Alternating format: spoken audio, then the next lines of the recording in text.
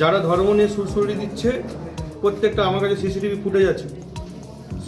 Footage আছে, আমার কাছে। যেহেতু আপনি কোশ্চেন করলেন, আমি আপনাকে দেখাতে চাই।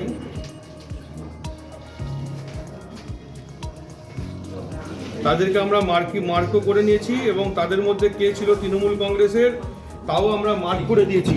দেখুন, এখন পর্যন্ত এই দুজনকে না তোলা হবে। তৃণমূল কংগ্রেসের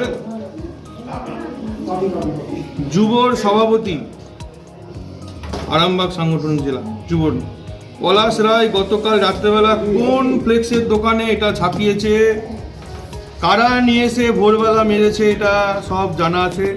ধর্ম নিয়ে যারা রাজনীতি করতে চায়, অন্য ধর্মকে উত্তক্ত করতে চায়, তাদের বিরুদ্ধে যদি কোনো অ্যাকশন না হয় বিজেপি রাস্তায় নেমে আন্দোলন করবে।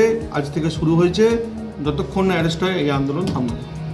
বিভিন্ন ধরনের খবরের জন্য লাইক ও সাবস্ক্রাইব করুন বাংলার কথা।